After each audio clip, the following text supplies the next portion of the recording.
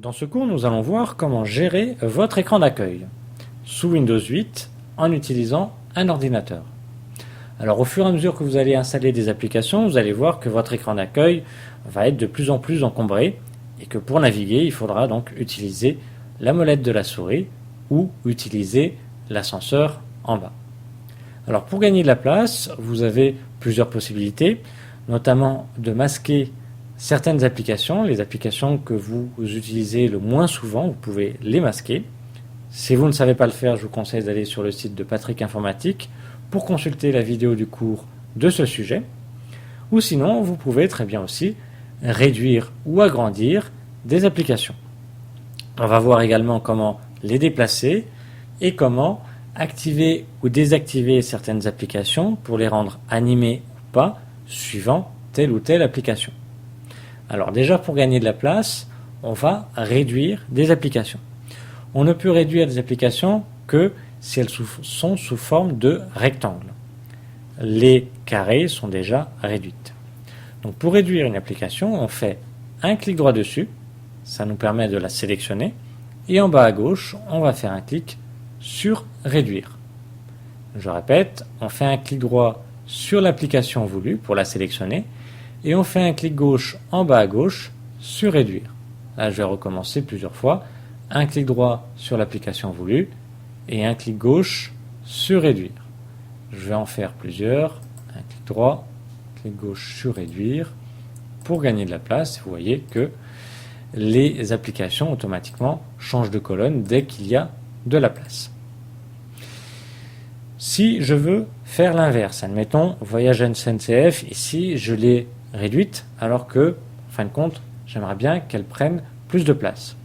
Je vais faire le même principe, un clic droit dessus pour la sélectionner, mais ce coup-ci, ici vous n'avez plus réduire, mais agrandir, donc un clic gauche sur agrandir. Donc pour agrandir une application, on fait un clic droit dessus pour la sélectionner et un clic gauche sur agrandir, et pour la réduire, même principe, un clic droit dessus pour la sélectionner et un clic gauche sur réduire.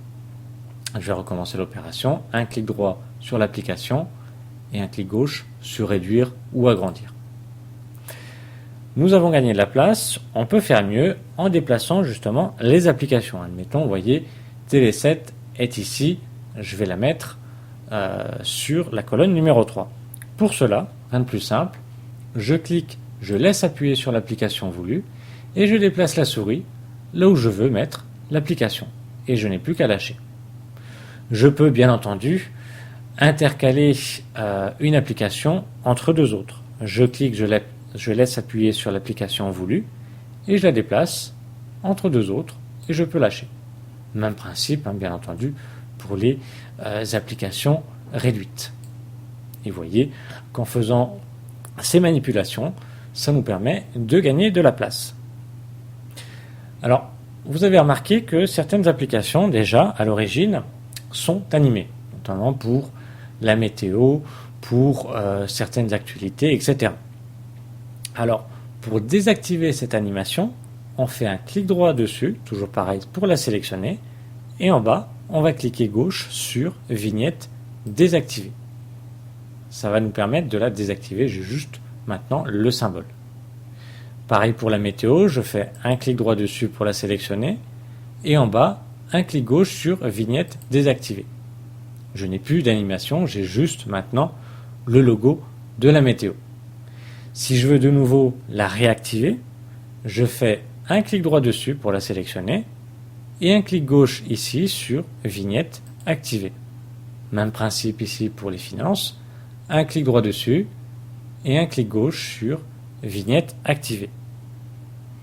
Alors attention, vous verrez que certaines applications n'ont pas d'animation, c'est normal.